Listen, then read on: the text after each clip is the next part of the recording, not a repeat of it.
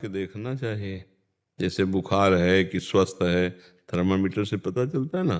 तो अपना जो थर्मामीटर है वो हम अपने अंदर ही डालकर देखें कि चल रहा है कि नहीं। महाप्रभु चैतन्य देव जी ने कहा कि तृणादपि सुनीचेन, अपने में कहीं अहंकार तो नहीं जागृत हो रहा, मैं सबसे अपने को नीच समझ रहा हूं कि नहीं समझ रहा हूं। दूसरी बात, तरोरु सहिष्णुना, तो हम काम के वेग को सह रहे हैं या काम की क्रिया क्रीड़ा कर रहे हैं। हम भूख के वेग को सह सकते हैं, हम प्यास के वेग को सह सकते हैं, हम नींद के वेग को सह सकते हैं। अगर इनको हम बार बार दुलार दे रहे हैं, इन्हीं के पोषण को सुख मान रहे हैं, तब तो पाखंड का ही पोषण होगा। हम हर वेग को यम ही न व्यथ्यंते पुरुषम पुरुषर्षभ सम दुखा सुखाधीरम स्वमृतत्वाय कल्पते, जो आए हुए वेग की व्यथा को सहज में सह जाता है, व्यथित नहीं होता और सुख दुख में समान भाव रखता है, वो परम पद का अधिकारी है, अव्यय पद का अधिकारी, वो अमृत पद का अधिकारी है। मात्रा स्पर्शास्तु कौन्ते शीतोष्ण सुख दुखदा आगमा पाइनो अनित्यास्तास्तितिक्षस्व भारत। मैं भगवान की इस आज्ञा का पालन कर रहा हूं कि नहीं। आए हुए वेगों को शांत करने के लिए भजन बल का प्रयोग करता हूं या भोगों का प्रयोग करता हूं। भूख लगी तो भूख भोजन पा लिया, अच्छा, प्यास लगी तो पानी पी लिया, नींद लगी तो खूब सो लिए, और विलासिता तो उसके भी व्यवहार हो रहे हैं, तो फिर पाखंड हो रहा है। बिन विवेक वैराग्य भक्ति बिनु सत्य न एको मानो, भगवत विमुख कपट चतुराई सो पाखंड नहीं जानो। पाखंड किसे कहते हैं? जहाँ विवेक नहीं है, वैराग्य नहीं, भक्ति नहीं है, कपट का रूप धारण करके मनमानी आचरणों में उतरना, उसे पाखंड कहते हैं। और जो पाखंड में होगा वो पाखंड की चर्चा भी नहीं करना चाहेगा, क्योंकि उसे बहुत छुपा के रख रहा है। और जो पाखंड में नहीं है वही पाखंड की चर्चा करना चाहेगा, वो जानना चाहेगा कि रोग किसे कहते हैं, क्योंकि वो रोग से बचना चाहता है। तो हमारे हृदय में दैन्यता रहे, अभिमान ना आवे, और सब विकार, सब प्रहार, सब तिरस्कार सहने की क्षमता आ जावे, और दूसरों को सदैव हम मान दें, स्वयं मान रहित रहें और निरंतर हरि स्मरण करें, तो पाखंड नाम की चीज नहीं है, नहीं है, स्वस्थ है। दूसरों से मान लेने की इच्छा है, कपट पूर्वक चतुराई पूर्वक भोग भोगने की प्रवृत्ति है, भगवान नाम जप में अरुचि है, अहम बढ़ा हुआ है, तो फिर पाखंड और दंभ का बोलबाला चल रहा है, भक्ति नहीं है। पाखंड उसे कहते हैं पाप का खंड, जिसके द्वारा पापाचरण होता है, और पाप उसे कहते हैं जो संत गुरु और भगवत विमुख आचरण है, उन्हें पाप कर। ये सब भगवत विमुख कर देने वाली बातें हैं। भगवत सन्मुख के लिए आप आचार्य और गुरुजनों की जो रहनी थी और जो उनका चिंतन था, उसको आप देखिए। सर्वसमर्थ श्री पूज्य रघुनाथ दास गोस्वामी आदर्श महापुरुष है। कैसे भजन किया, जगन्नाथपुरी से लेकर राधा कुंड तक। हम महापुरुषों के जीवन चरित्रों में जब अपनी चित्तवृत्ति लगाएंगे, तो जो अगर कहीं आशंका भी होगी पाखंड दंभ की, वो भी नष्ट हो जाएगी। ये तो खुली बात समझ लो कि भगवान के चिंतन के लिए बहुत अच्छे उपासक हो जो आप इस बात को पूछ रहे हैं। भगवान के चिंतन के लिए हमने सब कुछ छोड़ा है।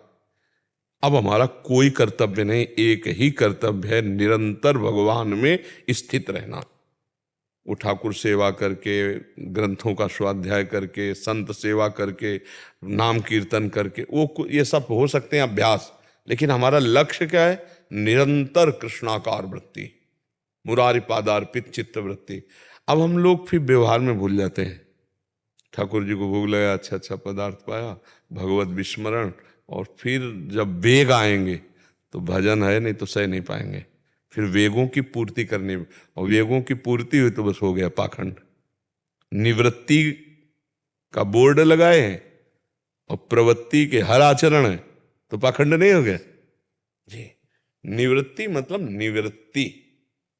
आप आचार्यों के, गुरुजनों के पावन चरित्रों को पढ़ करके देखिए, निवृत्ति मतलब निवृत्ति।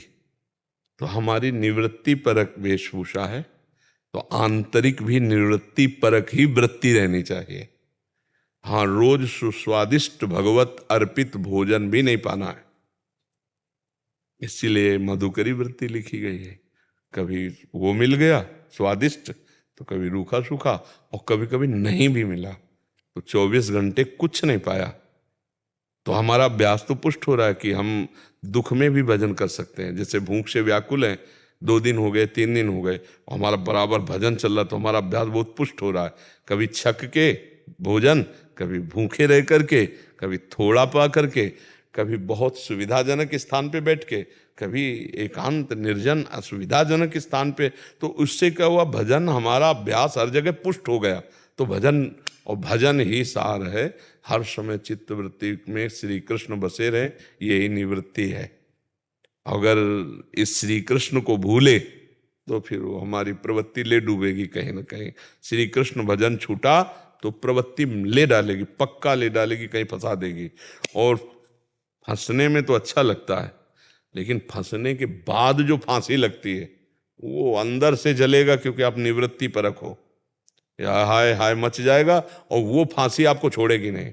जिस फांसी में आपने सुख बुद्धि की, वो फांसी नहीं छोड़ेगी। मतलब जीवन का परिणाम बहुत ही दर्दनाक होता है जो निवृत्ति से दंभ पाखंड करके प्रवृत्ति का भोग करते हैं। इसलिए बिल्कुल वो कोशिश करे भगवान के आश्रय से कि जैसी चदरिया दी है वैसी की वैसी रख दी, गंदी नहीं की। नहीं, चदरिया झीनी रे झीनी, जैसी की तैसी दर। ये जीवन अब प्रभु का धरोहर है, अब आप इसे भोग नहीं सकते। प्रभु का धरोहर, बस इसको जिलाइए, इसको रखे रहिए जब तक रख रहे हैं। ऐसे रखना है इसको, जिलाना है इसको, ना इसे तगड़ा करना है खा के, ना इसको सुखाना है, जिलाना है। जितना जैसा दिया वैसे वापस, चदरिया जैसी की तैसी धर देनी। तो मिताहार, भोग नहीं, पवित्र जीवन, शांत जीवन और अकिंचन जीवन। और जब तक भगवत प्राप्ति न हो जाए तो प्रचार प्रसार के भी चक्कर में न पड़े। अगर सच्चाई की बात समझनी है तो अगर भगवत प्राप्ति नहीं हुई, भगवत प्राप्ति जिधर्म दृष्टि डालें कृष्ण ही कृष्ण वासुदेव स्वरमिति, अंदर कृष्णाकार वृत्ति, कोई इच्छा नहीं, वो तो अपने को पता चलता है ना। तब फिर अपने आप प्रचार होने लगेगा आपके चरणों में। जैसे कमल खिलता है तो भंवरे गुंजार करने लगते हैं, ऐसे भक्तजन अपने आप घेर लेंगे।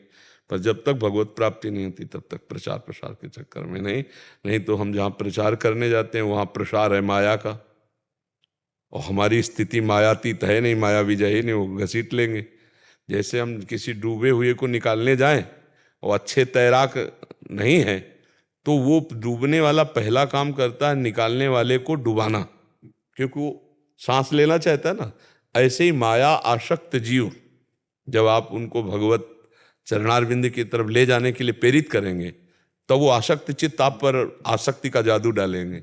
आप अनासक्त हो, खिलाड़ी हो तो बच जाओगे, नहीं तो फिर उसी आसक्ति के दलदल में, और एक बार भोग रूपी दलदल में साधक गया तो दोबारा फिर निकल नहीं पाता।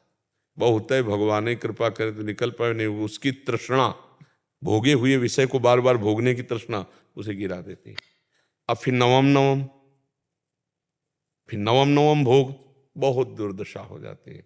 इसलिए भगवान से मनावे और दूरी भागकर ऐसी परिस्थिति में रहे कि जब तक भगवत साक्षात्कार न हो। चैतन्य महाप्रभु ने भी कहा कि जीवन सार्थक करी कर पर उपकार। जब तक जीवन खुद का सार्थक, उपकार किसका होगा? यही खास बात, बहुत मतलब बुद्धि शुद्ध है तो बढ़िया, सारथी बढ़िया है, रथ निकल जाएगा।